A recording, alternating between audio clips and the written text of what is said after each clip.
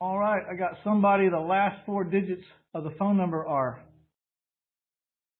2515. Boy, that sounds very familiar. Hello. Yeah, hey Mitch. Hey Mitch, yeah, this is Randy in Midland. Can you hear me all right? Hey, Randy, how you doing? Good, man. How you doing? I'm doing good. Just out here living the dream. Heck yeah, man. So what's Sounds going on good. with Yeah. you? Oh man, I wrote down a few things here, and I was gonna ask you some stuff, but one thing to kind of piggyback off of Jay from Alabama.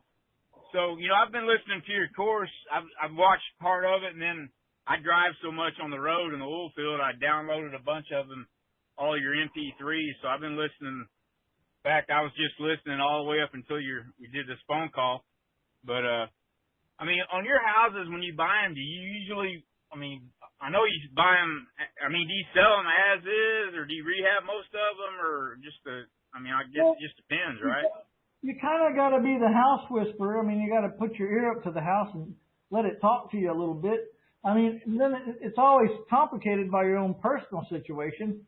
If you need some immediate cash or something, advertise it, for sale and cash and for sale if they get a new loan and for sale if they owner finance it with a down payment and see who shows up first. But people are under the illusion that all I do is sell my houses as is. That's not I fix up plenty of houses, but I don't like to fix up major rehabs. If they're major rehabs, I'd rather just sell them to someone who really wants to go do that stuff. I don't want to do that anymore. First of all, it's like the big unknown when you get into major rehabs because, you make your money when you buy and you lose your money in the rehab because rehabs always seem to go over and take longer. And so, but what I do, my plan is, and it's not going to be the same for you probably because you're not hit the volume yet, but typically I got a crew. That crew primarily works for me. That's the deal. Primarily. I need them to have some other income from someplace else so they don't get categorized as an employee. But, for the most part, everything's for me. And I have to keep them busy if I'm going to do that. So, if I have 15 houses for sale, that crew's probably working on 2 or 3 of them because that's about the most they can handle. 3 at a time, or 4 at a time. They have 2 crews. My contractor has 2 good crews. They're working on 4 at a time, and the rest are in line to get fixed, but they're up for sale right now as is. If they're still there when they're finished with those 4, then I move on down the line. If most of those houses sell as is, I say most of them, 70% of them will go, or 60% of them will go as is. Okay. Before my What's crew, your Go ahead. Before my crew can get to them, I'll have them sold as is.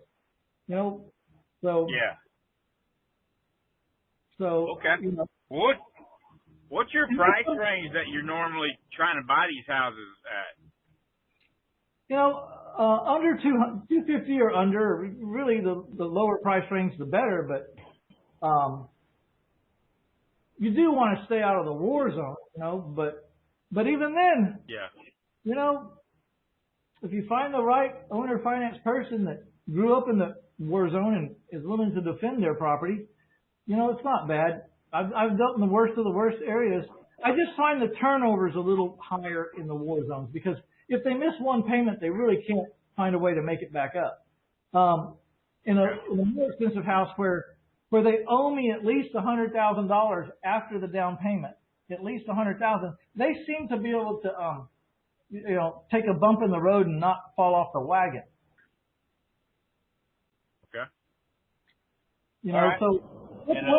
What are house prices where you're at? I would think where you're at, you've got some $40,000 and $50,000 houses, right? Yeah, we got those. Definitely, I'm fixing to do some more driving for dollars. I guess that's what I'm gonna. Because I need to. I guess I need to do me a wholesale deal because I still have never done a deal yet. So I know in your course you even mentioned maybe the best thing to do is just do a few wholesale deals first and get some money going, Yeah, get some money in your pocket, get some confidence. My first house, I didn't care. I just wanted to see me get in and get out and have some kind of money in my hand. That was my first goal. I just want to see any kind of money. That's my goal. That's exactly Yeah. the way I'm thinking. And so when you do that driving for dollars, use that app Landglide and pin those houses, and then when you get back to your house, you'll have a whole long list of houses you can go back and start researching and figuring out. So are you using Landglide? No. How do I need to, is it landglide.com or what? No. You have an iPhone or what kind of phone? Yeah, I got an iPhone. Just look up Landglide, the app. And okay, cool.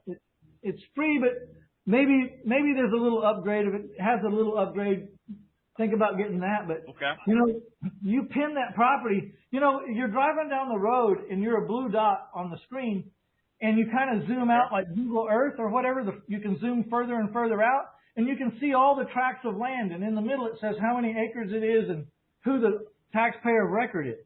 And then you can go click on it, and you can get all the taxpayer record and all that stuff. And then you can click on a few more things, and you find out more things about the property. So Landglide is a very, very, very instrumental in our driving for dollars campaign. I mean, they just drive and they set out markers on prospect after prospect after prospect, and then they go back to the house, get on the computer, and start researching them.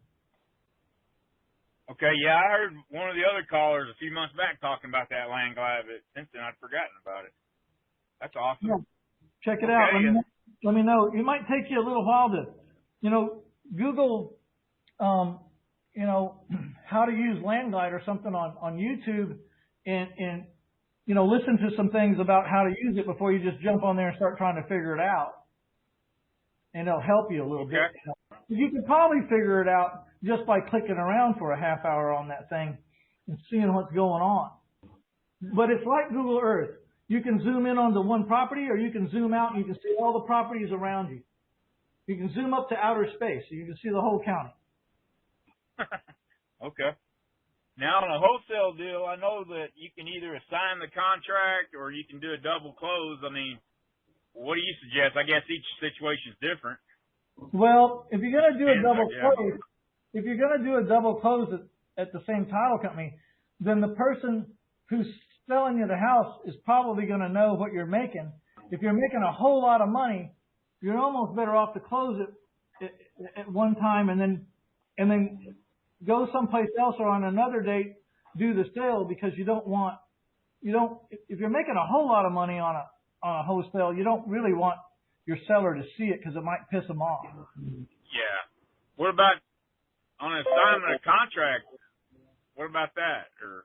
Well, on assignment of contract, it's completely transparent because they're going to know what you're buying it for because it's on your contract. And you just, but if you're dealing with real investors and you're still giving them a deal, I mean, it really shouldn't matter how much you're making, but some people can't get over how much you're making. And, if you're leaving them enough room to make some money, it shouldn't matter how much you make. I mean, I've had people ask me, how much are you making on this property? I say, well, it really doesn't make any difference. What makes a difference is, do you think you can make money off this property, and is it enough for you to do it? I mean, what if I got the property for free? Am I allowed to ask this price? It doesn't matter what I bought it for, really. As long as it's a fair price to you and I've left you enough room to make some money, don't worry about how much I'm making. Yeah.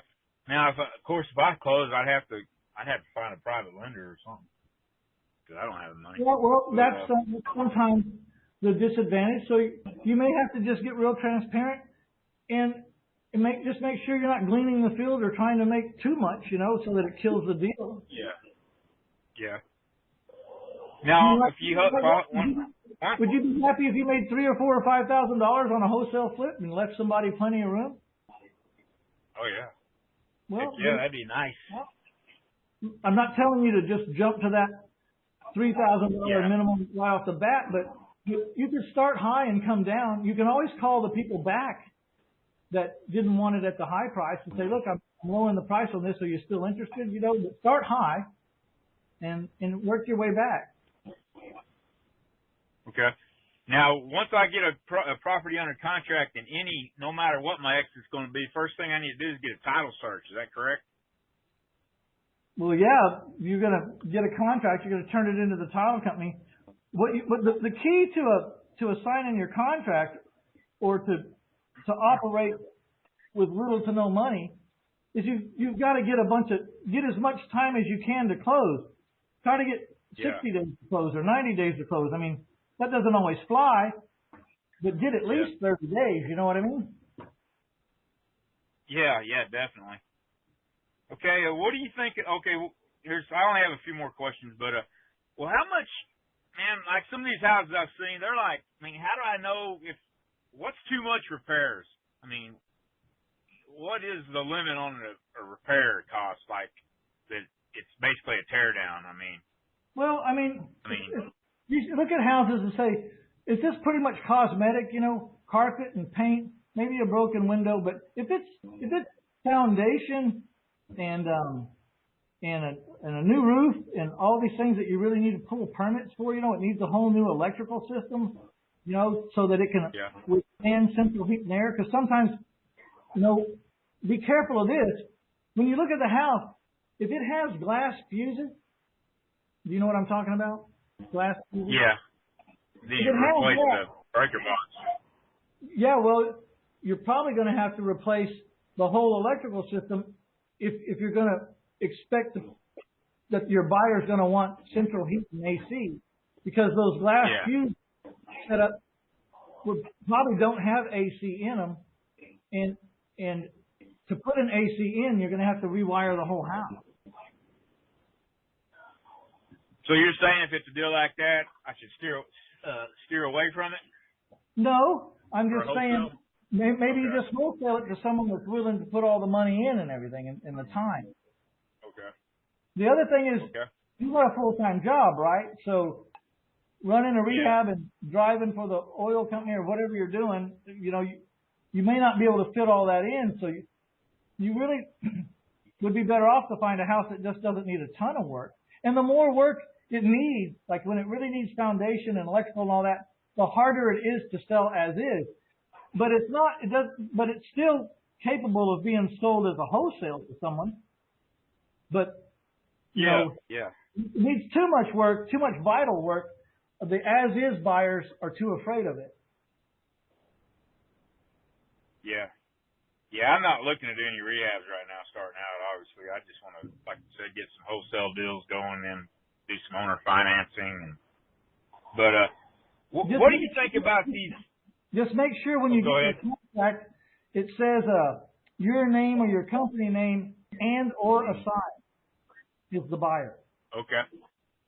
And or assign. Okay. You have the right to assign it to whoever you want.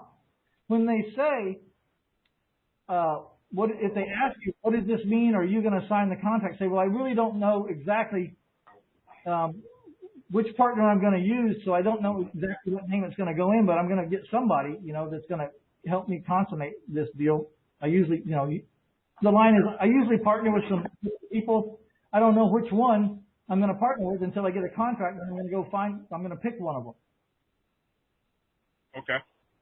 And that's why I remember you talking about that in your course. Yeah. Hey, what do you think about some of these software programs like some vacant house data feeds and motivated sellers lists? You think that's worth it, or do you have anything similar to that you provide?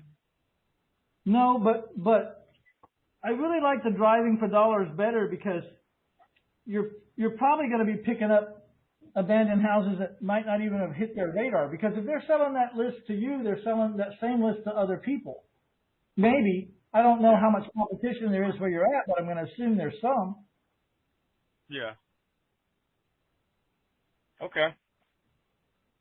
All right. Yeah, this is all good information. I'm going to get that land glide and do some more driving for dollars, man. See what I can do. Yeah, I think that's a good plan. Okay. All right, Mitch. Thanks, man. Good talking to you. No problem.